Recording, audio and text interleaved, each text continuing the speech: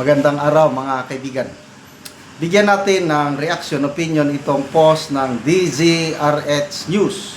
Title, "You're conditioning the minds of your viewers."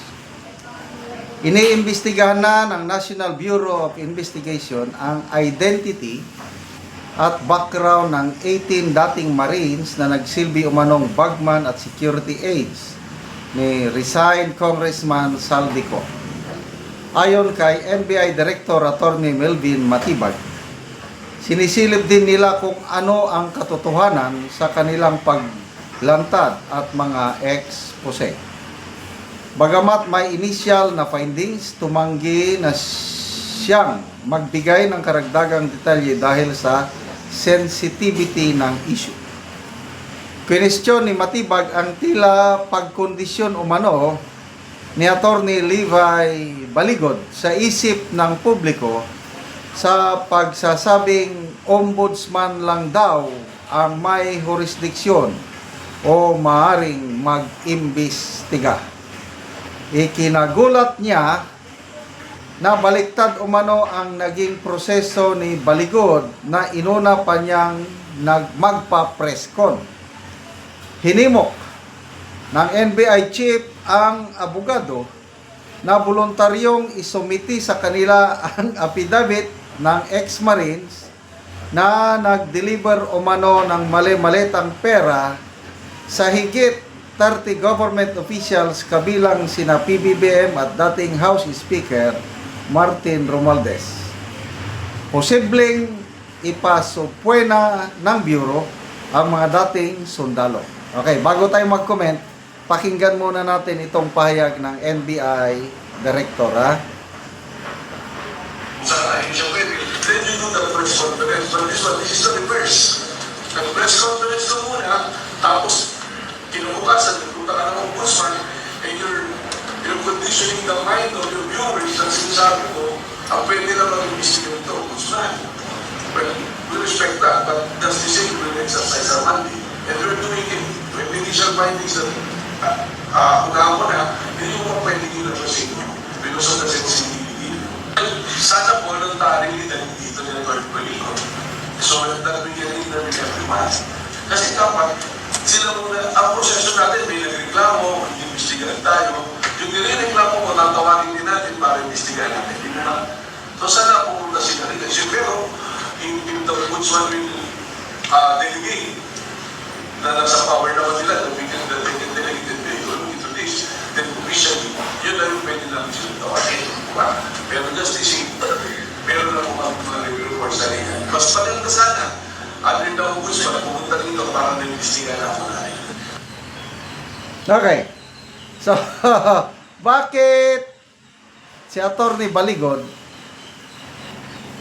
sa ombudsman lang siya nag-submit ng affidavit? Bakit hindi siya dumaan sa NBI? Ito, opinion ko lang ito. Baka wala siyang tiwala sa NBI.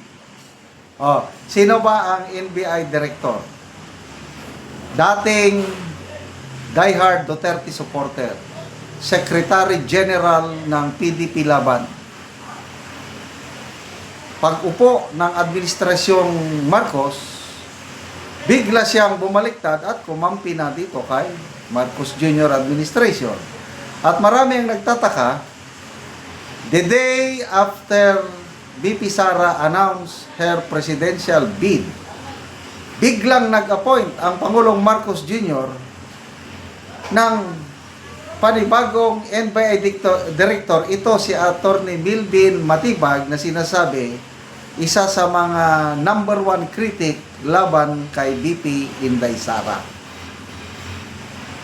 So, mayroon bang paglabag sa batas yung ginawa ni Attorney Levi Baligod na nag-presscon muna, then after that, nag-submit ng affidavit sa ombudsman?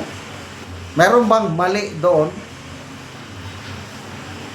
Sa aking pananaw, walang mali.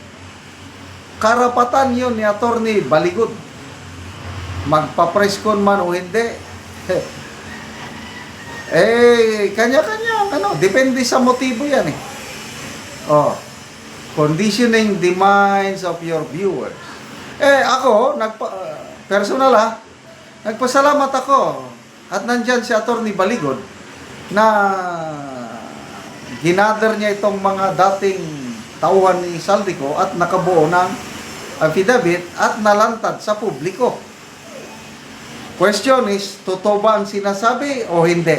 Bahala na ang taong bayan, humusga, yun na yung battle of public opinion. At nagkataon ako, personal ko lang ito opinion, naniniwala ako sa sinasabi ng mga ex-marines na ito. Mind conditioning? Bahala na din, mind conditioning. Basta ako, gusto kong malaman ang katotohanan. Naniniwala ako sa paliwanag ni Atty. Baligod. Ano yung motibo niya? Ang motibo niya is tungkulin niya, obligasyon niya bilang Pilipino na alamin ang katotohanan itong nangyaring pinakamalaking nakawan sa history ng ating gobyerno. Nung nakita daw niya yung nangyari kay Orly Gutesa, doon nakita niya na yung malaking problema at ang record ni Atty. Baligod mulat sa pool, anti-corruption advocate siya. Siya yung nagbulgar ng PDAP scam ni Janet Napoles. Siya yung nagkaso sa mga senador, congressman, cabinet secretaries panahon ng Pinoy administration. And to me, isang kapuri-puring trabaho yan. Kaya wag niyong sabihin namumulitika si Atty. Baligod dahil matagal niya nang ginagawa yan. Pati yung paglustay ng pundo ng Malampaya gas field, siya rin yan ang nagkaso. Pati yung Digamo case, murder case sa Negros, siya rin ang gumawa. So, may track record para sa akin si Atty. Baligod at nakikita ko, gusto lang niyang ilahad ang katotohanan. Kaya naniniwala ako dito sa salaysay ng 18 Marines. Ipapatawag? Yes, ipatawag nyo. Kailan kung ayaw, ang ine-expect ni Atty. Baligod, ang ombudsman ang magpapatawag. Handa silang makipag-cooperate. I don't know dito sa NBI kung makipag-cooperate ba itong ex-Marines kasama si Atty. Baligod. Salamat mga kaibigan sa inyong pagsubaybay sa ating channel. Nakakatulong kayo ng malaki sa tribong Talandig ng Bukidnon dahil ang sweldo natin sa channel na ito is pantulong po sa tribo. Namimigay tayo ng libreng yero at pako para makapagpatayo sila ng mas maayos na tirahan. Panoorin nyo ang video na ito. Karon mo na niyang mga yero nga ipangatag sa mga tao, so naay nagkuha karon. Nagkuha. Pamilya. Una ni sila ang tabangan.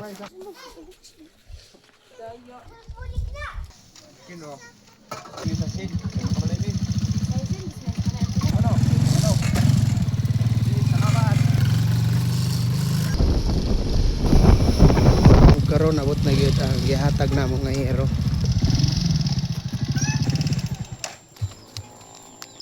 O karon mo na ni ang atop sa natagaan na mo giro. So mo na ni ang iyang atop nga mga hero nga buslot na. So karon mapulihan na gyud ni kay mag-atop naman siya. So mga kuan na gyud buslot na gyud kaayo kay isklastipan ra gani ang uban.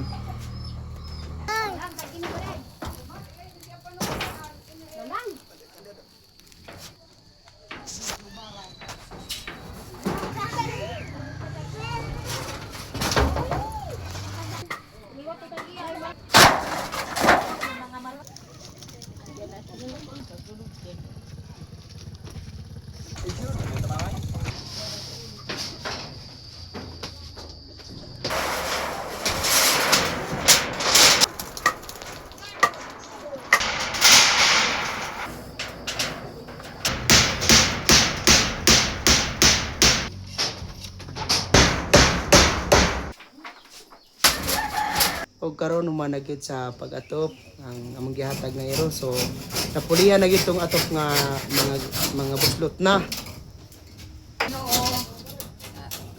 tabang sa sense, sir. Nakaasok na gyud mi. Antos mi sa ulan. Salamat kaayo. Salamat sa Ginoo nga dili na gyud mi maulanan kay nakatop na mi. Oh, pila dito katuig ang inyong atop na nga bago pa na pulihan? Ano to mga 80 na. Katuig kapin. 20 na kapin katuig.